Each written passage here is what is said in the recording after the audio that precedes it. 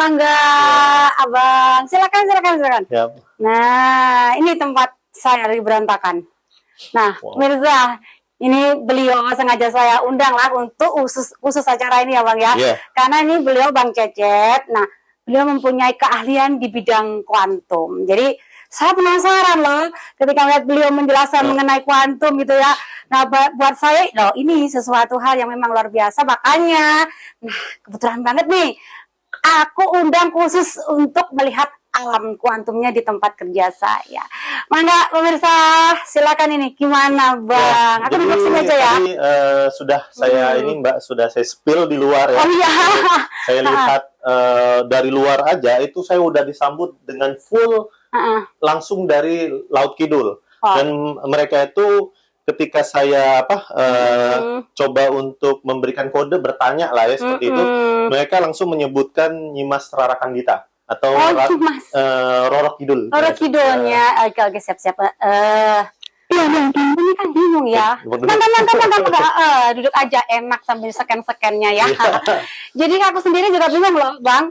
Saya kan nggak pernah merasakan kenal itu Rara Kandita siapa. Saya pengen banget juga loh kenal dengan beliau, gitu kan. Nah, Bang, bener nggak sih? Dari mana nyambungnya saya itu dengan beliau itu?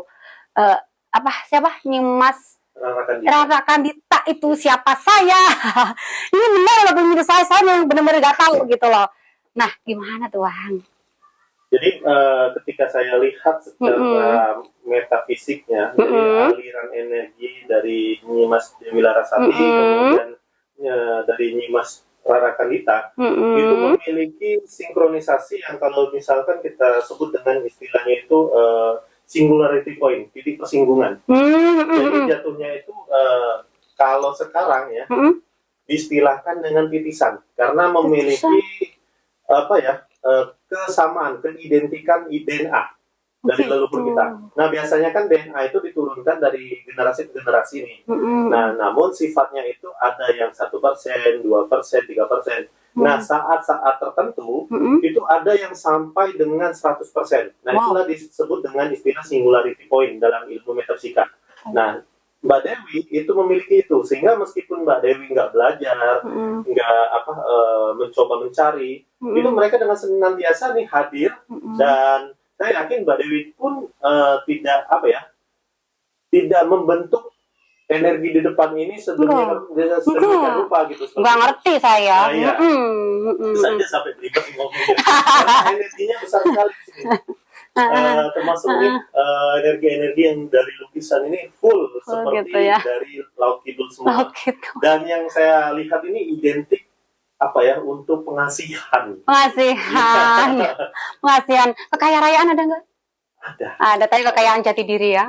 Bukan kekayaan harta karun.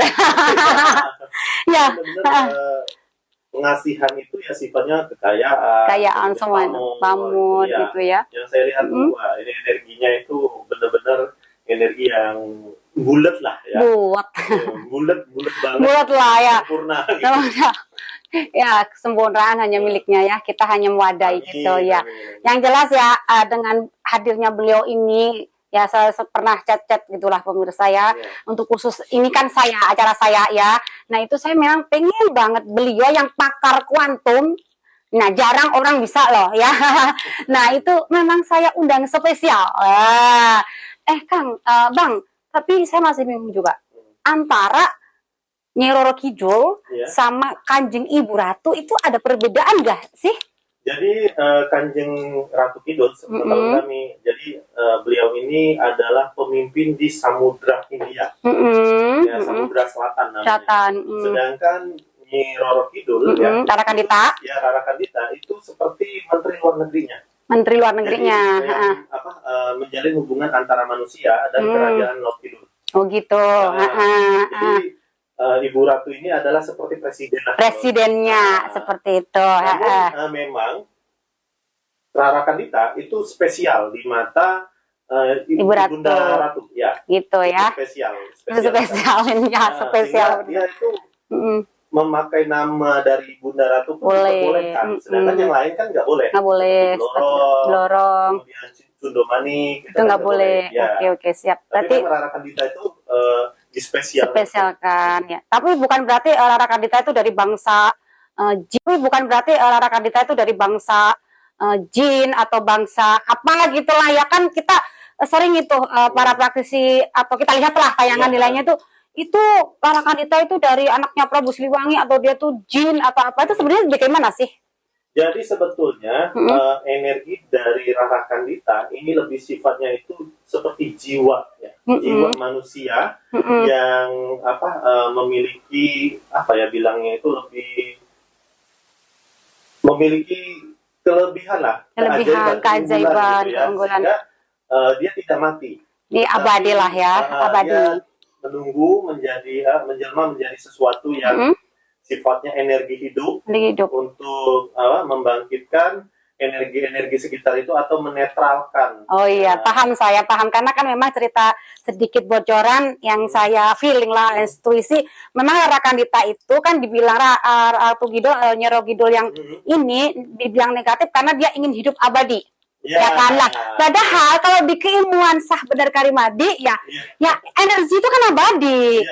Kita itu kan juga bentuk dari energi tersebut. Nah, kalau seseorang sudah manunggaling kalau Gusti menyatu dengan alam ini, menyatu dengan Gustinya, ya tentunya abadi dong. Itulah Mbak. Jadi kita ini adalah makhluk yang terbentuk dari sifat lahir dan sifat batin. Betul. Jadi seperti Rara Kadita yang memang awalnya adalah seorang manusia memiliki kedekatan dengan Tuhan, lalu dia melebur akhirnya yang terjadi tubuhnya metafisik, akhirnya menjadi energi hidup, lalu energi hidup ini seperti kekal abadi. Nah, ini kan banyak disalahpahami oleh orang-orang yang saya sangat sayangkan ya. Jadi mereka tuh tidak mengerti apa-apa, langsung mendoktrin ini adalah jin gitu kan. Jin yang sehingga, pengen hidup kekal abadi. Sehingga si bangsa jin yang pura-puranya ini Rara Kadita yaitu mengabulkan gitu.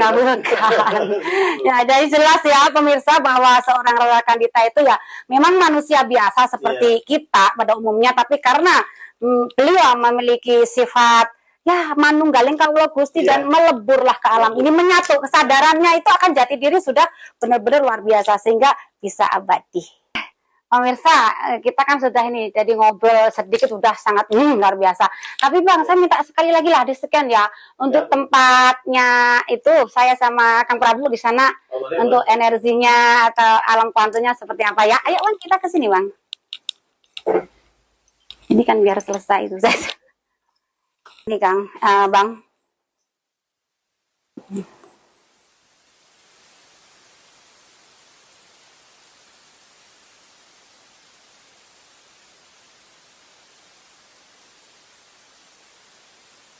Energinya besar banget. Iya. Dan ini yang saya itu sebetulnya sempat tanya ya, siap. Apakah ini memang ada payungnya atau karena di sini energinya itu seperti payung ya, sepasang gitu, seperti ini. Lalu singgasana ini saya sebutnya singgasana karena benar-benar saya pun tuh nggak mau menyentuhnya sama sekali. Karena ini sudah kayaknya udah khusus banget. Khusus ya. Makanya sampai kita kasih cut ini dalam rangka biar nggak didudukin orang. Bukan saya yang tempat duduknya, karena memang ini spesial gitu. Kita membuatnya juga dengan ritual spesial gitu. Jadi bahkan mereka nih makhluk-makhluk metafisik itu nggak berani duduk di atas itu. Gitu. Sama sekali. Iya. Mereka hanya berdiri terus duduk-duduk di sekitar sini dan berputar aja seperti itu. Siap. Bahkan ini energi yang saya lihat ini paling berpusat ya di rumah ini dari dua batu ini itu nggak berani untuk melangkah atau menyentuhnya gitu. Itu yang saya lihat, dan ini seperti memang saya itu ditakdirkan untuk ya. Jadi pemirsa, beliau ini juga murid dari Kang Raga dan tapi beliau memang sudah mempunyai basic supranatural dalam bidang kuantum yang begini. Jadi kita hanya tinggal menyelaraskan dan menyempurnakan ya. Nah, nanti tunggulah kedahsyatan beliau berikutnya lah ya. Pokoknya apa yang beliau sampaikan, saya sebagai juga sama-sama muridnya Kang Raga membenarkan apa yang beliau sampaikan, apa adanya yang beliau lihat tanpa direkayasa.